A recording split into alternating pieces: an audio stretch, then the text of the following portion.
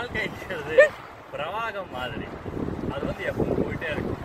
நம்ம சிந்தனைகள் எல்லாம் ஒன்று போயிட்டே வந்துட்டே இருக்கும், போயிட்டே இருக்கும். அதை நாம் இப்படி தள்ளுனாலும் சரி, சிந்தனைகள் ரொம்ப வரணும், உணர்ச்சிகள் வேண்டும் வேணும்னு நாம் ரொம்ப பிடிச்சி வச்சாலும் சரி, இல்லை அது வேண்டாம் அப்படின்னு தள்ளி விட்டாலும் சரி, சிந்தனைகள் நம்ம மனசில் வந்துட்டே தான் இருக்கும். அது அவசியமான சிந்தனைகளை நம்ம கொஞ்சமாக தள்ளி எந்த சைடு நம்ம போகணுமோ அந்த பக்கம் விட்டால் போதும். நம்ம வேண்டாத டைமில் இது சும்மா உட்காந்துட்டோம்னா நம்ம சிந்தனைகளே அலையாக அது பாட்டுக்கு போயிடும். அவசியமில்லாத சிந்தனைகளை நம்ம கையில் எடுத்துக்க வேண்டியது. இது பார்த்திங்கன்னா கம்ப்யூட்டரில் ஸ்க்ரீன் சேவர் மாதிரி. நமக்கு அவசியம் வர்றதில் 90 விழுக்காடு சிந்தனைகள் நம்ம சும்மா இருக்கிறப்போ அவசியமில்லாத சிந்தனைகள் தான். அது ஏதோ ஒன்று நம்ம புத்திசாலித்தனமாக தேர்ந்தெடுத்து வெளி உலகத்தில் அவசியம்னா அந்த வேலையை நம்ம பண்ணணும். இல்லைன்னா வர்ற சிந்தனைகளில் அவசியமில்லாத சிந்தனைகளை 90 விழுக்காடு அவசியமில்லாத சிந்தனைகளை நம்ம தொட வேண்டியதே இல்லை. ஏன்னா அதெல்லாம் நிழல் மாதிரி. அது ஏன் வருதுன்னு நம்மளுக்கு தெரியாது. எந்த மாதிரி சிந்தனைகள் வரணும், அதுக்கு எந்த உணர்ச்சி வரணும் அப்படிங்கிறதையும் நாம் கான்சியஸாக முடிவு பண்ண முடியாது. அதனால் சிந்தனைகள் வரும், அதுக்குண்டான உணர்ச்சிகள் நம்ம உடம்புல கெமிக்கல்ஸாக அதை நம்ம வீடுகளுக்கு எடுத்துக்கலாம். நம்ம வெளி உலகத்தில் என்னென்ன செயல் செய்யணுமோ அதெல்லாம் செஞ்சுக்கலாம். ஆனால் அகத்தில் நம்ம பண்ணுறதுக்கு ஒன்றுமே இல்லை. ஏன்னா நம்ம பண்ணுறதுக்கு ஒன்றுமே இல்லை, இப்படி போயிட்டு தான் இருக்கும். இது நிறுத்தவே முடியாது.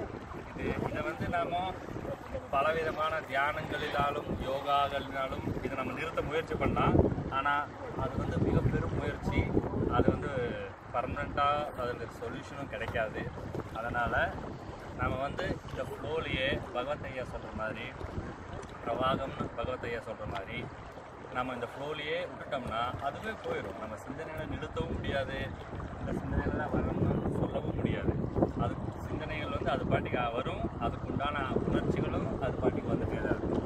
நாம் இப்படி வெளி உலகத்தில் அவசியம்னா இப்படி செயல் செஞ்சு நம்ம எந்த டைரக்ஷனில் போகணுமோ அந்த டைரக்ஷனில் கொஞ்சம் நம்ம மனசை ஃபோக்கஸ் பண்ணி புத்திசாலித்தனமாக வெளி உலகத்தில் நம்ம அவசியம் என்னென்ன செயல் செய்யணுமோ அதெல்லாம் செஞ்சுட்டு நம்ம வெளி உலகத்தில் நல்லவனாகவும் பொறுப்புள்ளவனாகவும் வாழ்கிறது தான், நம்ம செயல்கள்னால வாழ்கிறது தான் நம்ம செய்ய வேண்டிய ஒரே வேலை. அகத்தில் வர சிந்தனைகளையோ அதற்குண்டான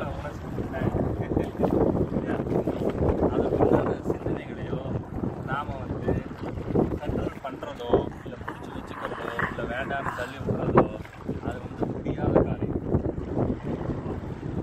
அந்த வேலையை மட்டும் அதுக்கொசரம் மட்டும் நம்ம மனசை உபயோகித்து சிந்தனை செஞ்சு புத்திசாலித்தனம் இருந்து நம்மளுக்கு தெரியாத விஷயத்த கூட நம்ம 4 பேர்கிட்ட தெரிஞ்சுட்டு, இல்லை அது எப்படி பண்ணுறாங்கன்னு நம்ம இன்டர்நெட்டில் தொலாவலாம், அல்லது நம்ம கரெக்டாக எப்படி செய்யணும்னு தெரிஞ்சு வச்சுட்டு அந்த மாதிரி செயல்களை மட்டும் வெளி உலகத்தில் எல்லாருக்கும் நல்லதாக இருக்கிற மாதிரி